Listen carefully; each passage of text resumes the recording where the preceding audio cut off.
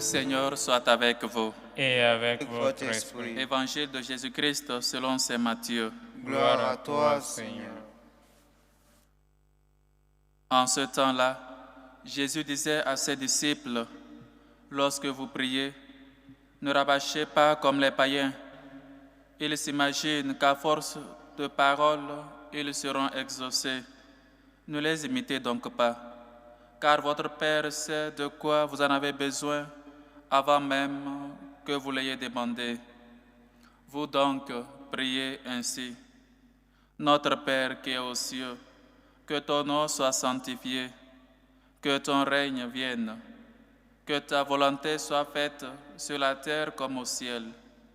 Donne-nous aujourd'hui notre pain de ce jour. Remets-nous nos dettes, comme nous-mêmes nous remettons leurs dettes à nos débiteurs.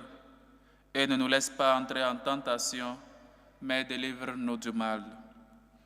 Car si vous pardonnez aux hommes leurs fautes, votre Père céleste vous pardonnera aussi. Mais si vous ne pardonnez pas aux hommes, votre Père non plus ne pardonnera pas vos fautes.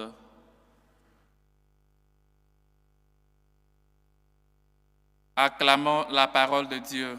Louange à toi, Seigneur Jésus.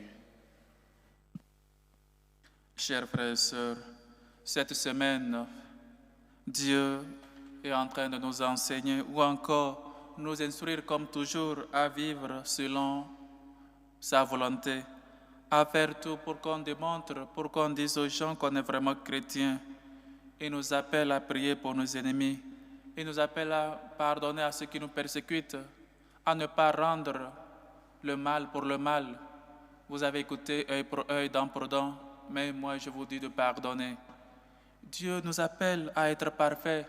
Soyez parfaits, car votre Père céleste est parfait.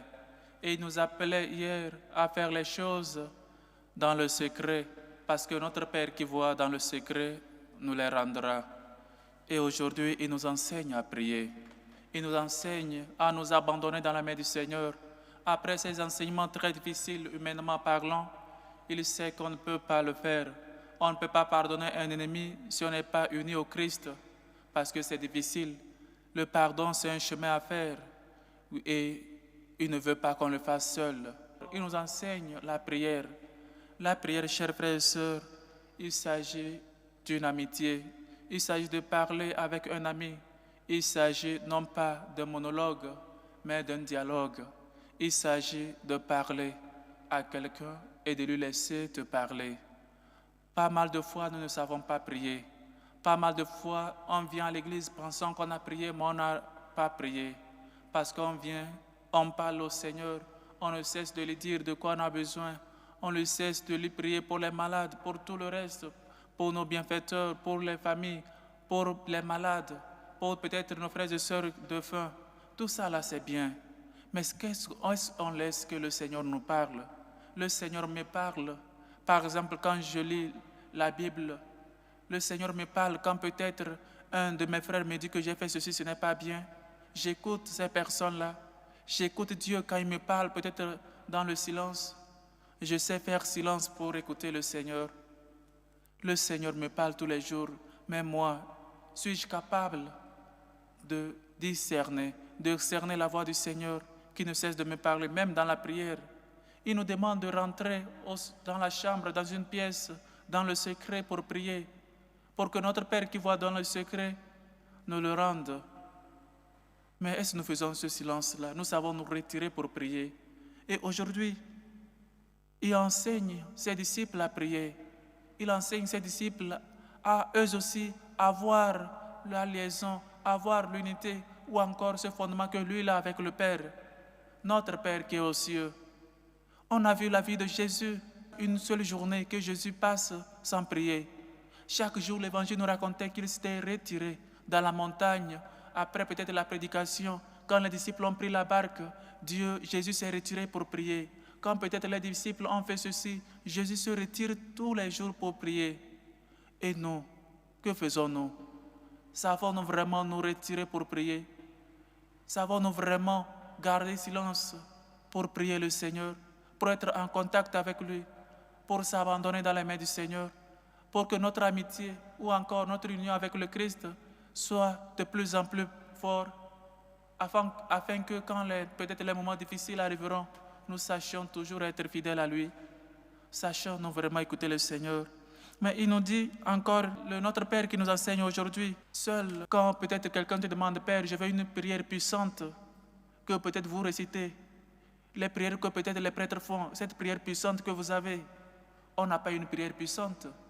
Ou encore, ce n'est pas une prière puissante qu'on a cachée aux hommes. Dieu lui-même nous a enseigné, le Notre Père. C'est Jésus lui-même qui nous a enseigné cette prière. Et alors, quelle prière puissante nous voulons? Quelle prière puissante nous voulons? Il nous a dit, ne parlez pas. À force de beaucoup parler, ils seront exaucés. Mais vous, ne les imitez pas. Et il nous a dit hier, rentrez dans le secret de sa pièce et parlez à Dieu qui écoute et qui voit dans le secret. Nous voulons qu'on sache qu'on est en train de prier. Et ne faites pas du bruit. Soit encore pas mal de choses. Je vais prier, je vais faire ceci. J'ai fait quoi aujourd'hui? Je n'ai pas foi. On ne sait même pas prier dans le secret. On ne sait même pas se retirer pour prier. Et le Notre Père, c'est une prière complète. Parce que la première partie rend grâce à Dieu. La première partie sanctifie le nom de Dieu. Et il prie pour que le règne de Dieu puisse venir. Que sa volonté se fasse. Et moi, je sais faire la volonté de Dieu. Qu'est-ce que je suis en train de faire pour que le royaume des cieux puisse peut-être venir dans ma maison, entrer à moi, que ton règne vienne. Je reconnais dans ma vie la royauté de Dieu, que Dieu est roi. Je laisse qu'il soit le roi de ma vie, que sa volonté se fasse. Comme une fois nous faisons la volonté de Dieu, comme une fois nous écoutons la volonté de Dieu dans notre vie. Nous ne sommes pas peut-être les rois de nous-mêmes. Je suis mon propre roi. Personne ne me dit quoi faire. L'arrogance, le manque d'humilité. Mais plus encore, le Seigneur veut qu'on sache toujours pardonner. Comme une fois nous prions, dans chaque Eucharistie, nous prions le Notre Père. Il dit, si vous ne pardonnez pas aux hommes leurs fautes, votre Père céleste non plus vous pardonnera. Le pardon, chers frères et sœurs, on ne peut pas prétendre prier, on ne peut pas prétendre tous les jours être à l'église si nous avons fait de nos cœurs des prisons. Si quelqu'un qui nous manque peut-être je ne sais pas quoi, quelqu'un qui nous frotte seulement, il est déjà dans notre cœur, on l'emprisonne. On ne peut pas prier ainsi. Pour prier, il faut quelques aptitudes. Pour prier, il faut des conditions. Il faut libérer son cœur. Il faut laisser que Dieu puisse demeurer en toi. Et donc ton cœur, qui est plein de rancune, de pas mal de choses, de haine, de la méchanceté. Si tu ne pardonnes pas, Dieu non plus va te pardonner. Vous avez reçu gratuitement, donné gratuitement. On a reçu quoi de Dieu? Le pardon, la miséricorde, la bonté. Et donc, pourquoi on ne peut pas donner ça aux autres? Père, tu ne sais pas ce qu'il m'a fait. Peut-être, mais je sais que tu peux pardonner. On sait que tu peux pardonner. Si tu t'appuies sur le Seigneur, lui qui est miséricorde et nous appelle à la perfection. Soyez miséricordieux, car votre Père céleste est miséricordieux. Si toi, tu ne pardonnes pas, si toi, tu es toujours rancunier, si toi,